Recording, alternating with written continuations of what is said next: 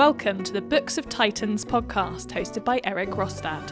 Join him on his 15-year journey through the immortal books.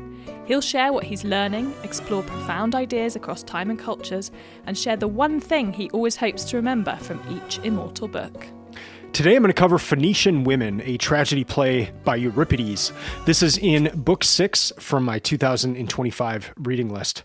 Well, I have taken a little break from the Greek tragedies. I started reading them last year in 2024, made my way through Aeschylus and Sophocles, and then started with reading Euripides, and made it about halfway through his plays, and now I'm back at it here in 2025, starting around the 1st of April with Phoenician Women here by Euripides.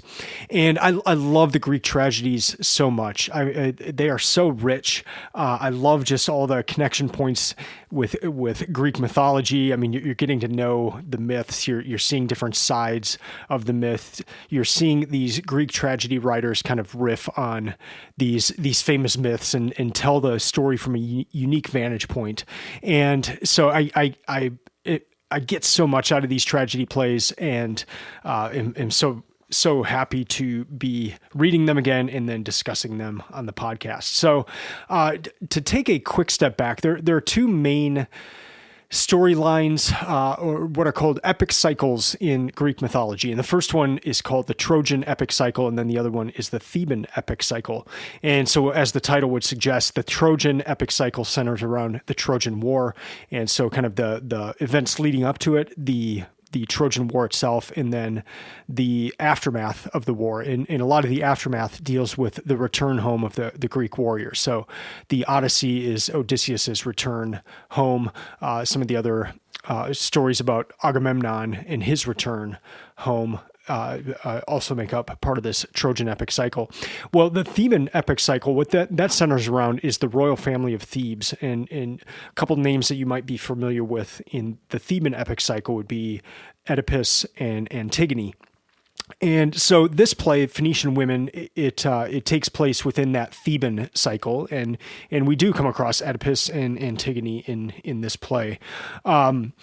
This one covers the same events that are found in the tragedy play by Aeschylus, which is called Seven Against Thebes. And so what I'd like to do in this episode is share one huge difference between those two plays, the tragedy play by Aeschylus and then this tragedy play, Phoenician Women, on the same topic, but by different Greek tragedy playwrights, and highlight one of the main differences between these two plays, and something that I just found very interesting. And then I want to highlight a few of my favorite things from Phoenician Women.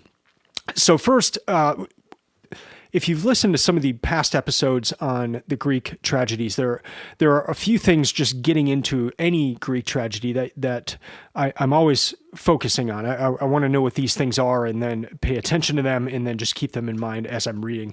And so those three things are the location, the first speaker, and the chorus. And so for this play, Phoenician Women, the location is Thebes. And just in a lot of these stories, Thebes is often a main contrast with Athens. So it's always kind of fun to see how the two are portrayed. Then the second thing, who is the first speaker? In this play, the first speaker is Jocasta. And then the final thing, the chorus, who makes up the members of the chorus. In this play, it's the Phoenician women. And these are women from Tyre, and they are en route to Delphi, but they have stopped in Thebes. And what's interesting is that the Phoenician women, they're foreigners in this play. They're foreigners in Thebes, but they just happen to be there.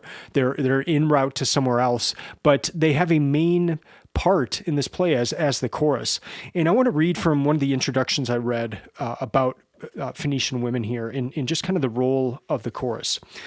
So here's from this introduction. If we look at the place of the chorus in the acting area between the tiers of seats and the stage building, we see another of its roles. It stands between the audience and the actors, showing how heroic age doings affect the people. If the affairs of princes and kings and heroes, both male and female, are removed from the lives of ordinary people, the chorus can make them a concern of the public. And then jumping down, Phoenician Women, with its chorus of foreign women caught up in the war, offers a different perspective. The play ends with the death or departure of the last remnants of Cadmus's line, as well as the end of the Sown men, the native-born Thebans. The chorus of Phoenician women will now make their way to Delphi, their intended destination. Without a chorus of Theban men or women, there is no one to mourn the loss of the line of Laius's father, Labdacus. And I'll stop reading there.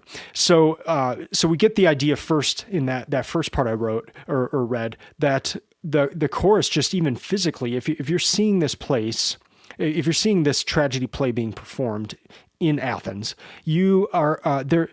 You're in the audience, and then the play is happening in front of you. But in between that, there is this chorus, and so even physically, there's this idea that they're helping you understand what is happening. And what I've seen in a lot of the tragedy plays that I've read so far is that the chorus oftentimes it'll be made up like of the old men of that town, and so these are people very concerned with what's happening. They've got skin in the game. They live in this area. And yet in this one, we have a group of foreigners.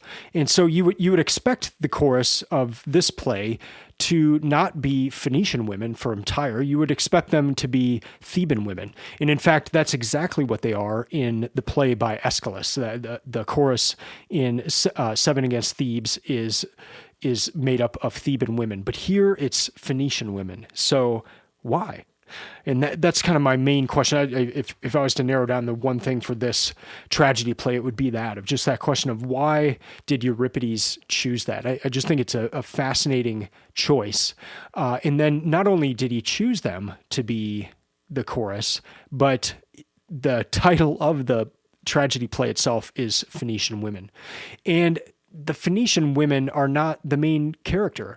And this is a interesting tragedy play, this one, in that there's a number of characters and they all have fairly big roles, to where you could say that Jocasta is kind of the main character. She's tied to everyone. All of the main characters she's tied to in some way. She's kind of the glue that sticks, that everything sticks together. She's the first person who speaks. And so if you were going to choose one person, it would probably be her. And yet the play is not named Jocasta. It is named Phoenician Women. And why? And that's something I'm still thinking about. I don't have a definitive answer, but I just think it's fascinating, and just the choice, and just, taking a step back, just Greek tragedy in general, and how the different choices of who you put in that role of chorus, who you put in as the first speaker, how all those things come into play, and how it's part of the toolkit that the playwright has to talk about these things. One other thing that I think is really interesting about the chorus is that from what I've read, that they would have been singing their parts, and so they're narrating what's happening. They're kind of helping the audience understand, and they're singing. They're singing this role, whereas the drama parts, the back and forth, the dialogue, it would have been a spoken part. Some of that may have been sung as well, but so it's, and especially in this play, there's a lot of fighting, there's battles, and so you just imagine this being this tense thing, and then all of a sudden this chorus comes in with this song, and kind of tells you what's going on, but it's just this, it's this beautiful song, as opposed to just kind of like rough speech back and forth, especially in the battle scenes and that kind of thing. So I find that to be very, very interesting, and yeah, just keep thinking about that with Euripides of why he made that choice in this particular play. The story itself, what is happening here is that Jocasta kicks it off. She tells us about the recent history of her family, and it's a rough one. She is married to Laius, and Laius is given an oracle from Apollo that says he will have a son that will kill him. So he has a son, and he leaves this son exposed, hoping that the son will die and not that prophecy will not be fulfilled. But this son is rescued and brought up, and his name is Oedipus. Well, Oedipus, he ends up killing a man in the world's first recorded example of road rage, and that man turns out to be his father. Then Oedipus continues on his journey, and he kills a sphinx and kind of saves the land from this sphinx that's harming them, and he's rewarded with the queen's hand. Well, unbeknownst to both of them, she is his mother, and so he marries her, and they have 4 children together. And when he realizes what he's done, he's so distraught, he pokes his eyes out, and just this part of this just awful tragedy of what's happened in Oedipus's life. Well, this play tells the story of 2 of those children, Eteocles and Polynices, who have agreed to share the power of Thebes every year. So each one will rule for 1 year at a time. And then at the end of that year, they will switch roles, and the other brother will assume the role there. Well, that doesn't last very long, and so Eteocles, he's assumed the role of king, and he will not give it up. So Polynices has returned to Thebes, and he now wants to reclaim the throne. And so that sets up this battle where it's 7 against Thebes, and that's where this story takes place. Whole ton of things happen within the play. I want you to read it. It is so good. So you can either do the 7 Against Thebes by Aeschylus or this one. This one's a little bit longer by Euripides, the Phoenician Women, but it is fun to kind of look at the differences in both of the plays. So in terms of years of when these were written, the plays themselves, Aeschylus wrote 7 Against Thebes in 467 BC. Euripides wrote this one, Phoenician Women, in 409 BC. And then Sophocles wrote Oedipus at Colonus. He wrote that in 406 BC. So he actually wrote that after Euripides, and it was not performed until 401 BC. And so usually Aeschylus is considered the first Greek tragedy writer because he came a little earlier than the other 2. And then it's usually Sophocles and then Euripides. But Euripides did die just slightly before Sophocles. And here we have a case where Euripides wrote one on this topic before Sophocles. And so there's some connection points just in terms of of when the events of these plays would have happened. So Sophocles in his the Theban cycle that he has, he's got the 3 plays: Oedipus Rex, Oedipus Colonus, and Antigone. These events happen within that, in the sense that Oedipus Rex would have been first in the chronological mythological timeline, and then you would have had this Phoenician Women play, and then it would have been Antigone, and then it would have been Oedipus at Colonus. So I want to highlight just a few things that stuck out to me in this tragedy play, a few of the main themes. And the first one is something that Eteocles says, in that he will not yield. And so let me read what he says here. So he's talking about his brother. I will not yield my throne to him. If it is ever right to do wrong, then for a throne's sake is wrong most right. In all else should a man fear the gods. And then the chorus leader responds with this: ignoble action should not win praise. This is not noble reasoning, but an offense to justice. End quote. Gosh, Lyndon B. Johnson comes right to my mind when I read that in the whole Robert Caro series of means versus ends. And you've got this statement. This is so good. If it is ever right to do wrong, then for a throne's sake is wrong most right.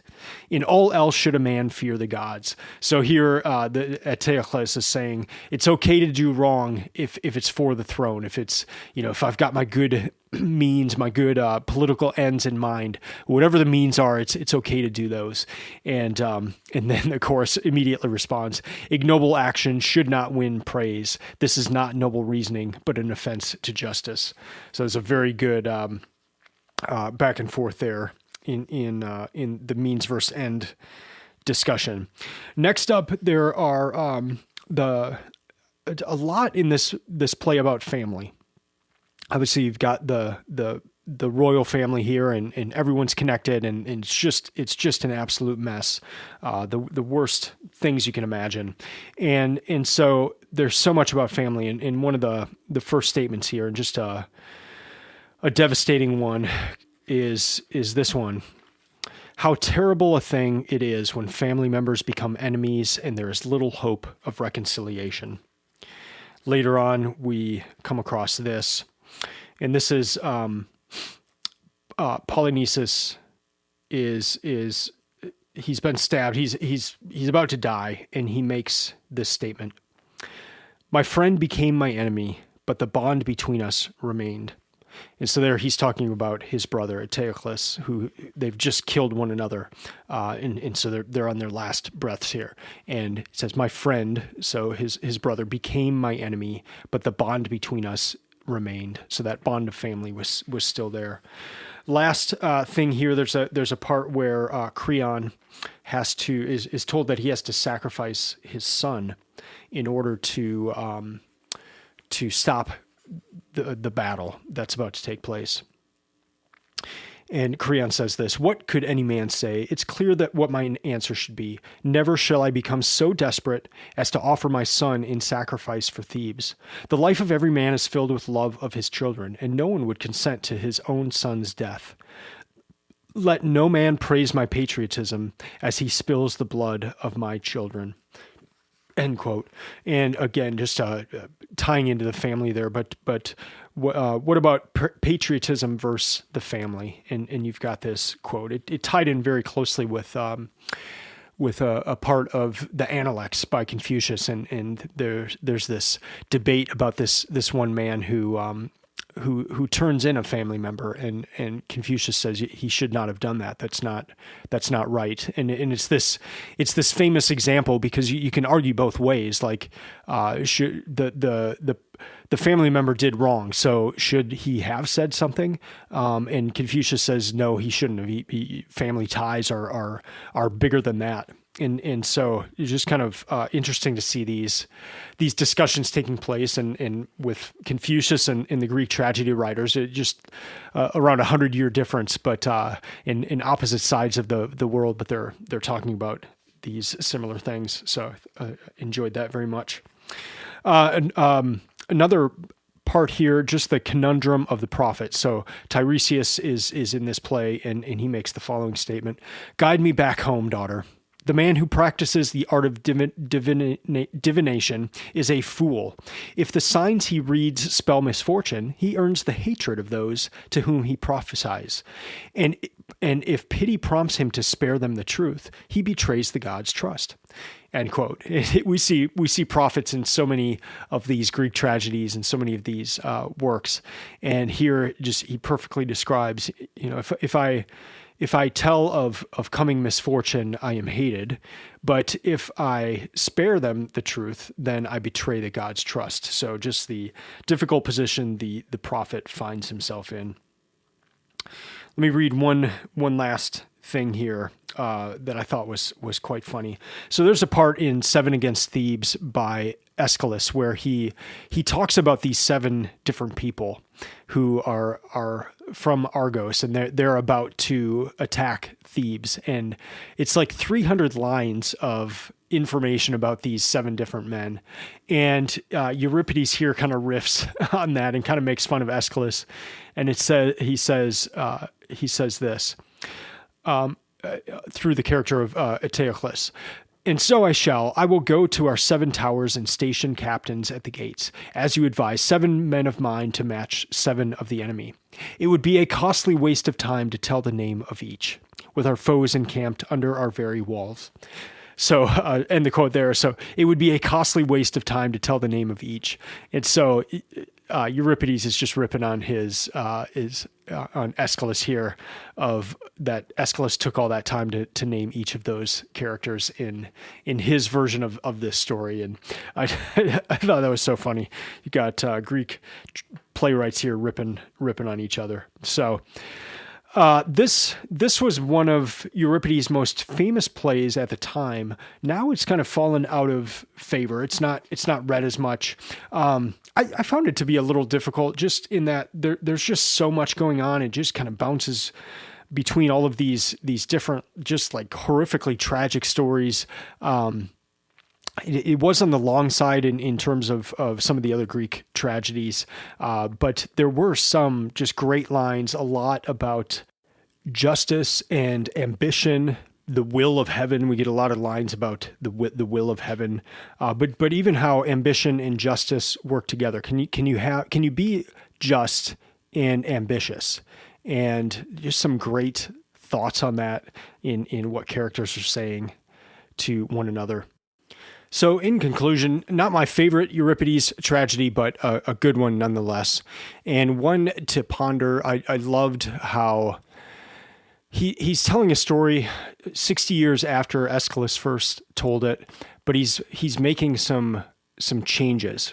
And it just causes you to think of why he's making those changes. What is he trying to tell us by choosing to have the Phoenician women, both the title and the chorus? What does that tell us? How does that help us to look at this story in a new way? Or what do the Phoenician women as the chorus help us to see that Theban women did not allow us to see?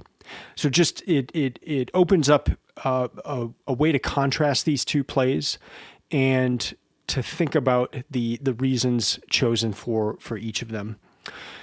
I will be back next week, and I'm in a little bit of a conundrum right now, just in terms of what to read. I like to stick to my plan of reading through the immortal books, but with my work at Landmark Booksellers as the business manager, we've got some events coming up, and I really want to read the books that tie into those events. I've got another book group coming up, which I'd love you to participate in, because this month we're reading The Great Gatsby. So I need to read The Great Gatsby by the middle of this month. And so I've just got some things that I want to read. And so I may put off the Greek tragedies for a few weeks and just try to get through these books and then return to the Greek tragedies. But I also love the Greek tragedies so much that that's my conundrum here, is I don't want to leave them, but duty calls, I think, and I probably should stop and read some of these other books real quick and then come back. So we'll see, but I will try to be back next week with covering some book that I'm reading in the coming days here. So as I mentioned, I'm doing this reading group this year called the Short Great Books. And so if you've wanted to start getting involved in reading some of these great works, I've selected 12 for this year, so one a month. And we usually meet we meet in person in Franklin, Tennessee. So if you're in the area, we meet on the second Monday of each month, with a few changes to the third Monday. But if you go to the website, books.booksoftitans.com, I've got a Short Great Books reading list button there on the top. So click that and then see what books we're reading. So we've read some great ones so far, but we meet in person, and then I do a version online as well. And so to join that, all you have to do is become a paid subscriber on Substack. And so that's just booksoftitans.com. I've got one plan that's just $5 a month. So for $5, you can join this group. We can discuss The Great Gatsby this month of April. And then we've got some other great books coming up the rest of this year. But it is really fun. I tried to pick books that would take between 2 and 5 hours to read, and it just makes for some great discussion. Some of the calls have had people from all over the world, and so it's been good fun. So consider joining that, especially if you're wanting to start reading some of these books. It's a good way to get started. So in the meantime, check out Books of Titans, the website, also Books of Titans on Instagram or Twitter. So we'll be back next week. Until then, keep reading, keep learning, and keep listening. I'm out.